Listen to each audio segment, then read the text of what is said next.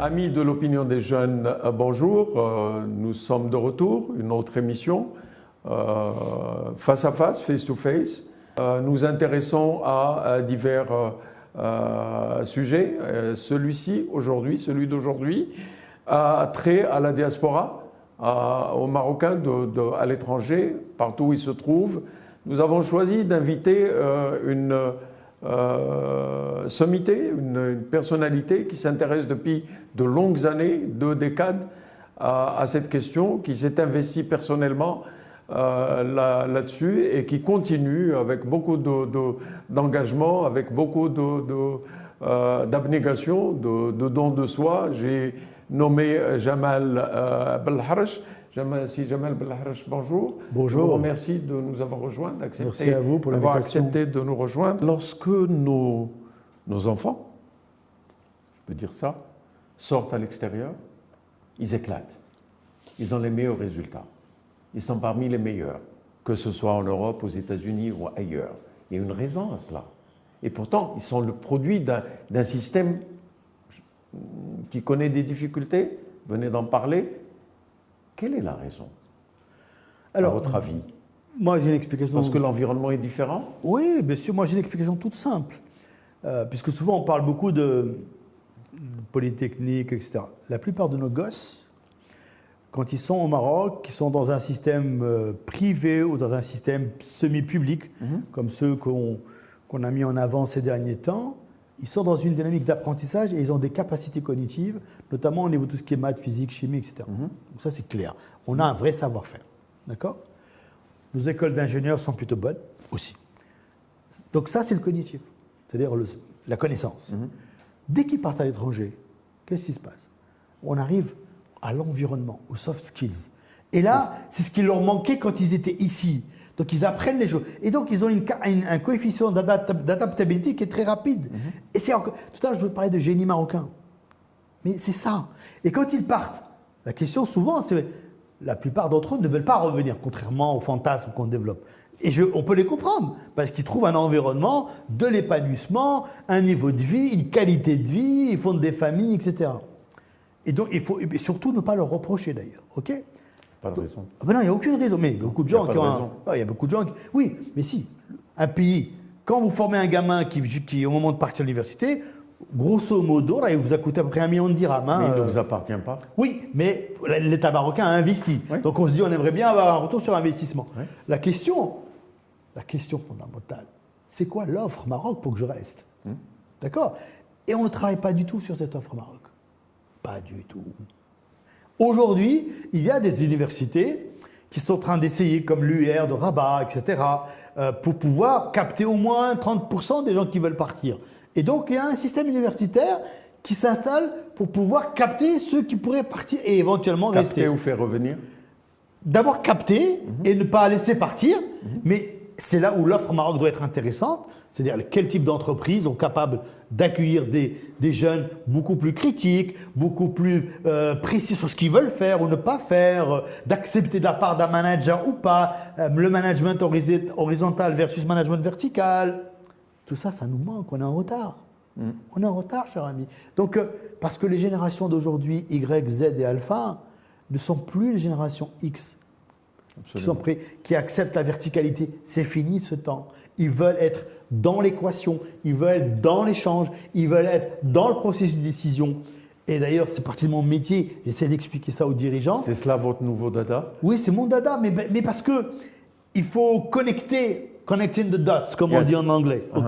Ben, aujourd'hui, il faut connecter cette appétence de patriotisme de cette génération qui dit « j'ai pas envie de partir, mais je suis obligé ». Et ces entreprises mais je garde mes liens. Oui, mais ces entreprises qui vous disent, moi, j'ai pas les talents. Comment je fais? Mais quand ils sont là, tu t'en occupes pas. Bah oui, quand ils sont là, tu t'en occupes pas. C'est comme dans un couple. OK? On est mariés, OK, très bien, mais on oublie de dire je t'aime, on oublie d'apporter des fleurs. Et puis un jour, votre femme me dit, bah ça y est, chérie, je pars. Alors, quelle est la formule? La formule, c'est d'avoir un projet commun. Aujourd'hui, je le dis tout le temps, Sa Majesté, à travers tous ses discours, les choses sont claires. Le projet est là. Les corps intermédiaires, à aujourd'hui, on est en incapacité, je dis on, je m'inclus dedans, de créer quelque chose de commun et de dire voilà comment on traduit le projet de Sa Majesté. On ne le fait pas. Aujourd'hui, l'entreprise, elle est dans une logique purement économique de rentabilité, alors que le monde a changé. Pour faire cette rentabilité, il faut avoir les ressources. Eh bien oui, mais pour avoir les ressources, il faut d'abord les former, celles les que tu as, encadrer et celles que tu as, garde-les. Et celles qui sont à l'école ou à l'université, Leur donner les accepte conditions. de les prendre en stage, Ouais. accepte de les payer correctement, accepte de les déclarer pour qu'ils aient un statut, pour que demain ils puissent faire des prêts immobiliers, etc. C'est ce qu'ils ont à l'extérieur quand ils partent. Bien évidemment. Le sujet ne se pose même pas en Europe de dire est-ce que les gens sont déclarés, Aujourd'hui, c'est la guerre des talents à travers le monde. C'est la guerre des talents à travers le monde. Aujourd'hui, les étrangers viennent nous prendre nos salariés au Maroc avant la fin de leurs études. Absolument. Vous le savez très bien. Donc, d'abord, moi, je suis content pour les jeunes, mais je suis triste pour mon pays. Et je dis que dans mon pays, on est capable de faire une offre à ces jeunes. Sauf que il faut qu'on ait la bonne génération de leaders. Les leaders qui sont en capacité de comprendre que faire grandir des gens, ce n'est pas une menace pour eux en tant qu'individus, c'est une opportunité pour faire grandir l'entreprise. Sauf qu'aujourd'hui, les dirigeants, la plupart, entre guillemets, préfèrent être entourés de gens moyens plutôt que de gens performants. Pour rester dans la sécurité Voilà. de là où... Vous vous êtes focalisé, il y a longtemps, 2 décades presque, sur les Marocains de l'extérieur. Ce que nous sommes, ce que j'étais, ce que je suis encore. Et puis ce labeur a continué et a donné naissance à une maison, la maison de la diaspora. C'est quoi la maison de la diaspora? Et pourquoi une maison de la diaspora? Parce qu'on va en venir à ce terme. Vous savez, on ne fait jamais rien par hasard. Si j'avais eu l'opportunité d'avoir une structure comme celle-ci quand je suis arrivé en 97, les choses auraient été beaucoup plus fluides et beaucoup plus faciles pour moi en termes de réintégration au Maroc. D'accord? Et donc, ça veut dire avoir des gens en capacité de comprendre d'où je viens, mes difficultés, et de m'accompagner dans mon processus de développement. Et donc, ça, c'est mon expérience. Mais il y a eu d'autres expériences de collègues, d'amis, de copains, et on s'est dit, mais finalement, tu te rends compte, c'est un vrai sujet. Aujourd'hui, et encore une fois, j'insiste, dès la montée sur le trône de Sa Majesté, il a, dès le départ, déclaré sa flamme à la diaspora. Et la diaspora, depuis ce jour-là, si vous remarquez les chiffres des transferts, ont augmenté de manière inexorable. D'accord? Donc ça veut dire quoi? Ça veut dire que, il y a une volonté royale que la diaspora intègre définitivement la communauté nationale. Mais cette diaspora aujourd'hui, elle a besoin d'avoir, entre guillemets, des garanties, d'accompagnement et je dirais que d'une clarté de la stratégie. Quand on a créé ce projet, on s'est dit, mais c'est quoi nos ambitions? On en avait 4, toutes simples. La première, c'est accompagner les membres de la diaspora qui ont un projet d'investissement. D'accord. Il faut rappeler que dans le transfert des devises, à peine 5 à 7% du montant de ces devises va à l'investissement productif, ce qui n'est pas du tout Par important. manque d'encadrement, par manque de tout, par manque d'encadrement, de confiance, de problèmes administratifs, etc. Donc, le fait qu'on ait une maison comme ça qui puisse accueillir ces gens et les orienter vers les vraies institutions.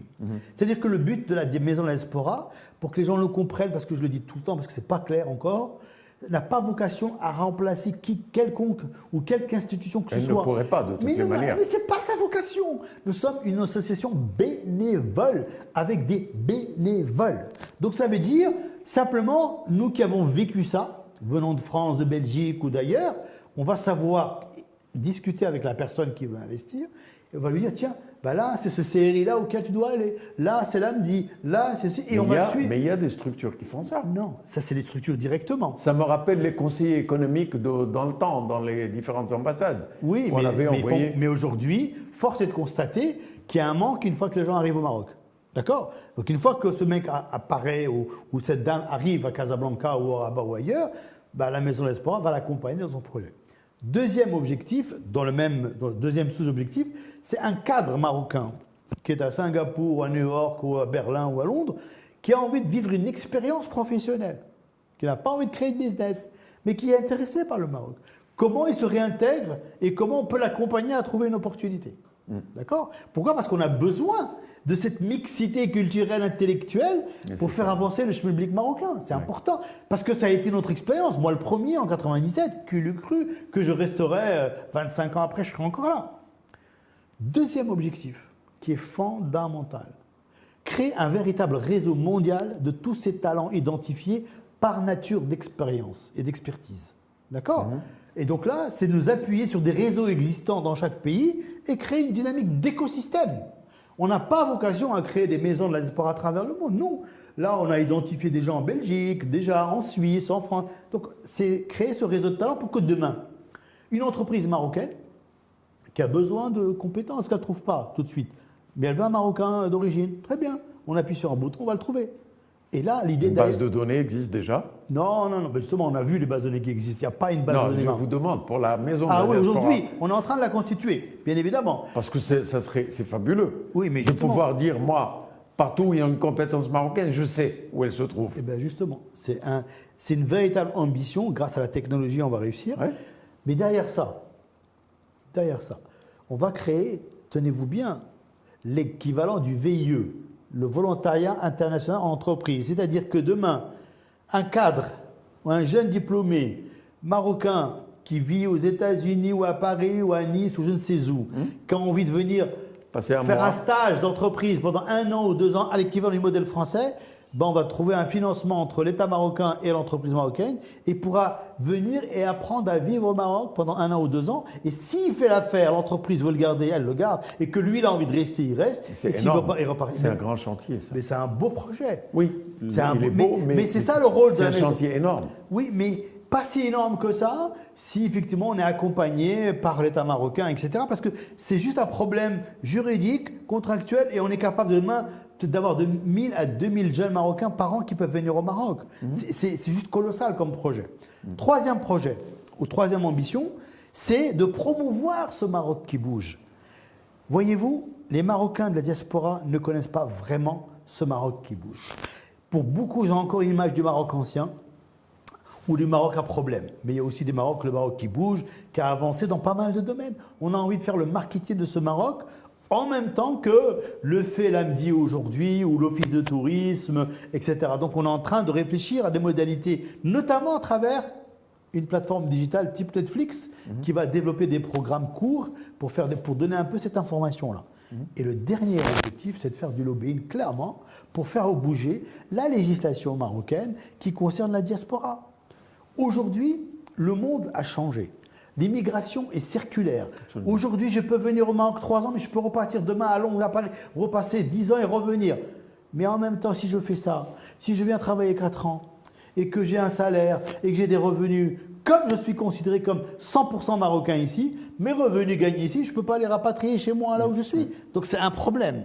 Donc le but, ce n'est pas de créer une double citoyenneté entre les Marocains, mais c'est de trouver des processus qui font qu'aujourd'hui, ça puisse être facilité entre autres. On sait quoi cette diaspora? C'est les intellectuels, oui. C'est celles et ceux qui sont formés, qui peuvent investir, qui ont de l'argent, ou alors c'est monsieur tout le monde qui vit à l'étranger? Aujourd'hui, la diaspora, dans son acception, dans sa définition, c'est toutes ces personnes que vous avez citées, ce qui est logique, puisque c'est des Marocains d'origine qui vivent à travers le monde. Ils sont combien?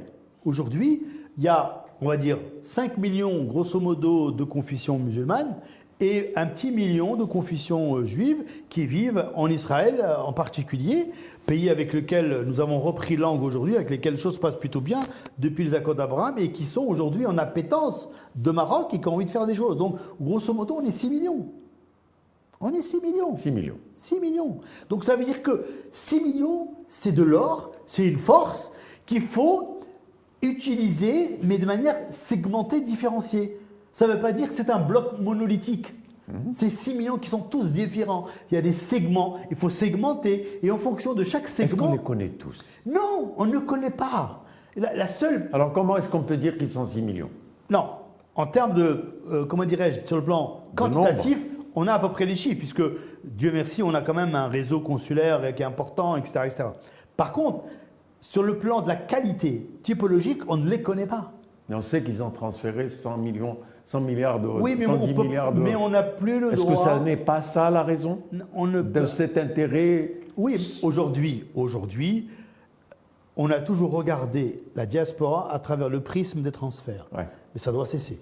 Les transferts sont une chose. Et il faut que ça continue, parce qu'on a besoin de ces transferts. En dépit des Mais difficultés. aujourd'hui, on peut aller beaucoup plus loin. C'est-à-dire que demain, on peut encore plus augmenter les transferts si on a un autre type de travail qualitatif. Mais pour ça, il faut identifier qui est cette diaspora, quels sont ses besoins spécifiques. Le besoin, on va dire, de l'ouvrier n'est pas le besoin de l'employé, n'est pas le besoin du cadre, n'est pas le besoin du médecin ou le besoin d'une chef d'entreprise qui est à travers le monde. Donc il faut travailler de manière différenciée. Et aujourd'hui, on doit le faire, la preuve.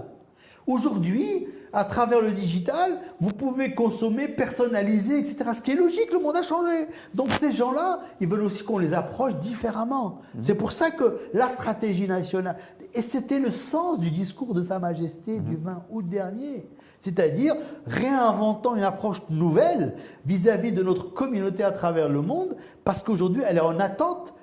Vous savez, la marocanité, elle ne part jamais. Quand vous êtes né, vous êtes piqué. Absolument. Que vous ayez grandi, vécu, né 250 ans, je ne sais pas où, vous restez dedans. En fait, si jamais ce que vous prenez maintenant, c'est le modèle indien vis-à-vis de leur diaspora. Le modèle indien, qui est d'abord, c'est un modèle exceptionnel. Absolument. Comme le modèle arménien, comme le modèle chinois, les principales diasporas, comme le modèle israélien. Aujourd'hui, il y a une connexion avec le pays qui est permanente. Mais il y a une expression. Il n'y a pas d'amour, il n'y a que des preuves d'amour. Donc aujourd'hui, il faut mettre en place des preuves d'amour pour que cette diaspora sente qu'elle est vraiment aimée. Pas que par Sa Majesté, parce que lui, il leur dit tout le temps, mais par la communauté nationale avec laquelle il faut réenclencher le discours et la communication avec l'État marocain cette fois-ci, les institutions, le peuple marocain, parce que le peuple marocain aussi ne voit la diaspora qu'à travers le prisme de l'été, avec ces gens qui viennent avec des grosses voitures, qui font du bruit dans les hôtels, qui font n'importe quoi, etc. C'est une réalité aussi. Mais ce n'est pas que ça. C'est aussi des médecins, des intellectuels, des écrivains, des chercheurs, des cadres, etc. Des Monsef Slaoui, des Rachid bien évidemment. C'est pour ça que je me bats souvent pour que dans la presse, on ne voit pas des images. D'ailleurs, j'ai vu que le matin a fait un dossier que j'ai félicité, parce que pour une fois, on n'avait pas des photos avec les voitures et les porte-bagages. La diaspora, ce n'est pas que ça. Alors, projetons, je voulais avant de cela, pourquoi pas la maison des Marocains du monde, au lieu de la maison de la diaspora? Nous sommes nombreux. Je me mets dedans, puisque je suis revenu également, pas à la même période que vous-même, un peu plus tard. Mais pourquoi ce n'est pas la maison de l'ensemble des Marocains du monde, plutôt que ce terme qui pourrait paraître réservé à une partie, pas à tout le monde? Non, c'est la diaspora. La diaspora, elle est réservée à aucune partie. Vous prenez la définition. La diaspora, c'est une communauté qui est dispersée à travers le monde. Donc les Marocains sont dispersés à travers le monde. Donc c'est une diaspora. Après, je dirais que je pense que ce mot commence à être installé dans le paysage maintenant. La preuve, depuis tout à l'heure, vous l'avez beaucoup utilisé. Je vois dans la presse, dans la radio, j'entends souvent ça. Dans la presse écrite, je le vois. Donc les Marocains du monde, il ne faut jamais oublier que ça a été un problème, ça a été un concept marketing qui a été lancé par la Banque Populaire et qui a été repris ensuite. Mais là où vous avez raison, c'est qu'on est passé quand même par plusieurs acronymes, entre les TME, les travailleurs marocains à l'étranger, les RME, les MRE. Bon, ça va quoi. Donc la diaspora, d'abord, c'est plus en même temps, si on veut marketer ça, c'est plus qualitatif. Parce que tous les pays du monde ont leur diaspora. Absolument. D'accord? Donc pourquoi nous, on ne pourrait pas parler de notre diaspora? Et justement, dans diaspora, on met tout le monde. Après qu'il y ait des stratégies différenciées, c'est autre chose. Mais diaspora, c'est tous les Marocains, qui soient ouvriers, qui soient, qui travaillent dans je ne sais où, qui aillent ramasser des fraises l'été, etc. Ça reste un membre de la diaspora qui vit en Espagne, au Portugal ou en Corse ou en France. Alors projetons-nous une année, 2 années, 5 années. Vous voyez où avec ça? Vous voyez la maison où? Moi, dans une année, mon rêve, il y a un problème de ressources. Moi, de toute façon, pour être très clair, si on n'arrive pas à trouver les ressources, ce projet n'a aucun intérêt. Or que moi, je pense, et beaucoup de gens pensent qu'il a un intérêt incroyable. Mais on a besoin de financement. Donc, et on n'est qu'une ONG, donc nous sommes des bénévoles. Mais dans l'absolu, si on a la chance d'être accompagné par les institutions privées et publiques, Moi, demain, je ferme les yeux. Dans 2 ans, on a une structure, on a une maison.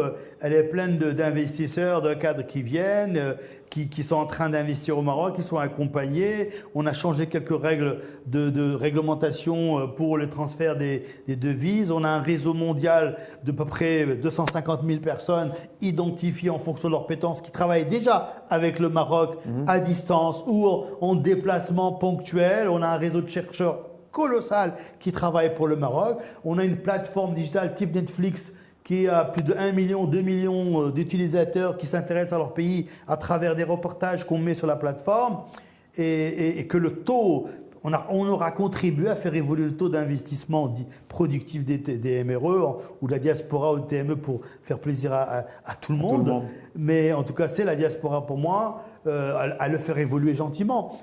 Mais seul, on n'est rien. On n'y arrivera pas seul. Nous ne sommes qu'un élément de l'écosystème. Et si l'écosystème institutionnel ne nous intègre pas, on n'y arrivera pas. Vous sentez des résistances déjà? En tout cas, pour l'instant, ça fait quelques mois, on est toujours en train de taper aux portes pour trouver des financements. Donc j'espère qu'à la rentrée, Inch'Allah, on aura des... Mais on est dans la rentrée, si jamais. Non, pour moi, la rentrée, je me donne jusqu'à décembre. D'accord. D'accord. Si d'ici décembre, rien ne bouge, mais je pense que les choses devraient bouger parce que le projet, on a beaucoup de demandes, on a beaucoup d'attentes. Quand on a lancé ce projet-là, croyez-moi, les gens se disent « Waouh, c'est super !» Et tout le monde a trouvé l'initiative intéressante, même au niveau institutionnel. L'initiative est très voilà. intéressante. Donc maintenant, il faut que, encore une fois, on du haut de cette tribune, on vit pas d'amour et d'eau fraîche. Du haut de cette tribune, de ce face-à-face, moi je vous dis que c'est une initiative extrêmement intéressante. Maintenant, il faut peut-être l'ouvrir sur la diaspora elle-même pour en appeler à ses membres, pour mettre du jus, mettre des ressources pour qu'elle puisse se développer avec je sais pas, de la recherche, avec un centre d'études de recherche, bien avec, sûr, comme vous sûr. dites, une solution digitale, avec énormément de choses. Et je pense que partout où vous allez trouver des gens disposés, des personnes disposées à apporter un soutien, à apporter une contribution, pas nécessairement en numéraire, mais en participation. Bien sûr, en nature, bien sûr. Non, mais moi, si on a lancé ce projet, c'est qu'on y croyait, on y croit toujours. Et je pense qu'il a vraiment une contribution à cet édifice Maroc, comme plein de gens qui font déjà beaucoup de choses sur le terrain. Et je pense qu'on y arrivera. Mais encore une fois, à un moment donné, tout à l'heure, je prenais la métaphore de Sisyphe. Ce sera pareil. C'est soit on va mourir étouffé sous le rocher de la maison de la diaspora parce qu'on n'a pas réussi à prendre le palier, soit cette fois-ci, on va démentir Sisyphe. Vous donnez combien de temps? Je me donne la fin de l'année. Pour continuer ou pour arrêter? Ouais. Pour l'instant, je n'envisage pas d'arrêter. Ouais. Voilà. Mais je me donne la fin de l'année pour constituer tout l'écosystème pour pouvoir se dire, ça y est, on est bien parti. Ça fera une petite année, quoi. On a démarré en janvier, 4 mois. Donc janvier prochain, ça sera l'anniversaire. Donc j'espère qu'on pourra le fêter dans de bonnes conditions, avec des vrais projets structurants, concrets, parce qu'on a plein d'idées. Ouais. Mais maintenant, à un moment donné, il faut enclencher. Nous avons fait le tour de la question. Il va falloir peut-être prendre votre bâton de pèlerin, sortir de cette boîte et aller non seulement taper aux portes, auxquelles vous avez déjà tapé, vous avez un grand réseau, mais taper à des portes à l'extérieur. Oui. Et ça demande de se déplacer, ça demande nous sommes avec vous, bien entendu. Un dernier message aussi bien à la diaspora, au monde de l'éducation, à tous ces mondes que vous avez touchés, où vous vous êtes installés, où vous avez eu des activités. Un dernier message?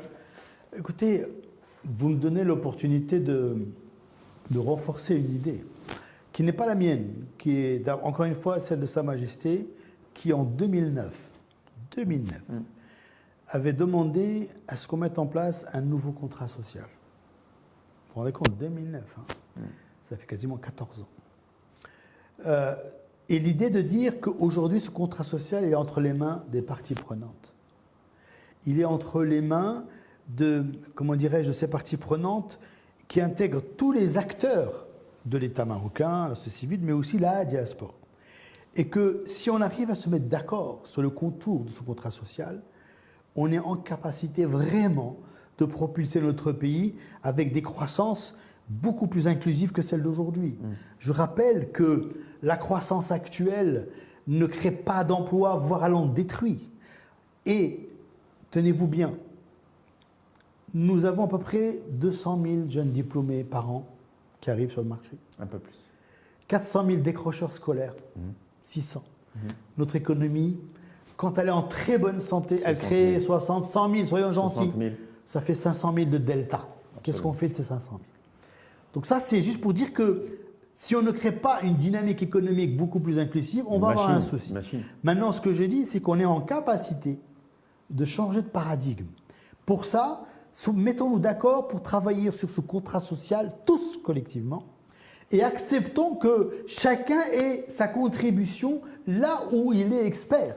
Et faisons en sorte de travailler les gens ensemble. Parce que le monde d'aujourd'hui, c'est un monde, encore une fois, de co-construction, d'intelligence collective, où la technologie est venue bousculer les habitudes habituelles, et en particulier le temps d'exécution, qui est beaucoup plus rapide qu'il le fut jusqu'à maintenant.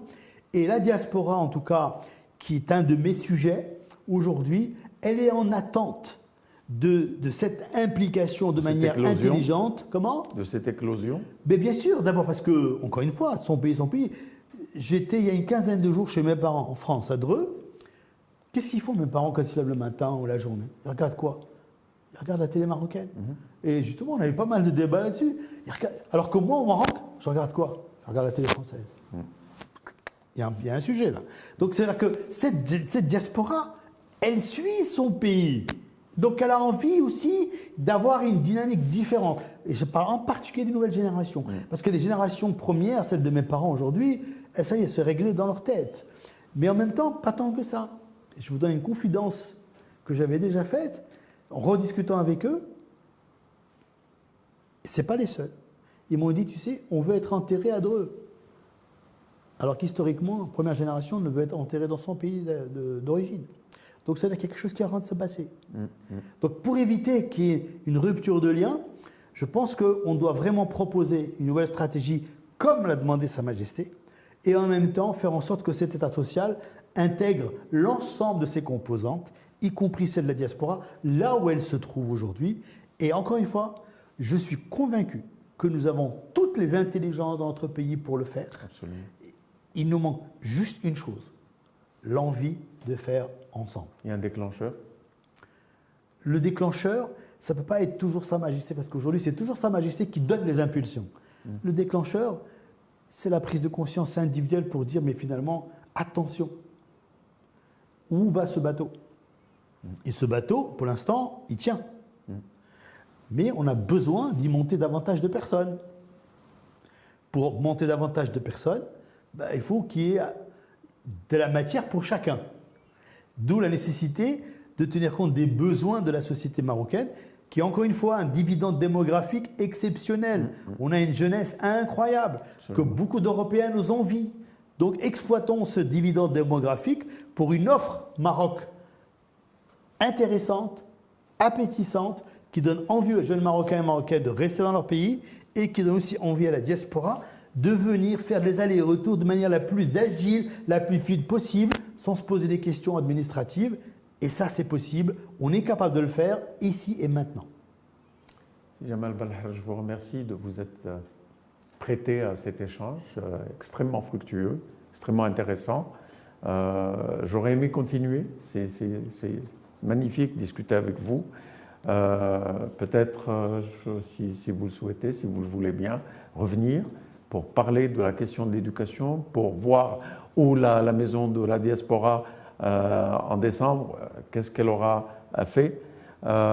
Chers amis de l'ODG, nous venons à la fin de cette édition où nous avons eu le plaisir et la joie d'avoir avec nous M. Jamal Belharj, un visionnaire, un militant de la transformation de l'éducation dans notre pays, à laquelle il a donné énormément. Il a, en tant que président de la Fondation Zakura, là, il engage un projet Je vous invite à apporter votre soutien. D'ici là, d'ici un autre face-à-face, je vous remercie d'avoir suivi celui-ci et je vous donne rendez-vous au prochain. D'ici là, prenez soin de vous-même et de celles et ceux qui vous sont chers.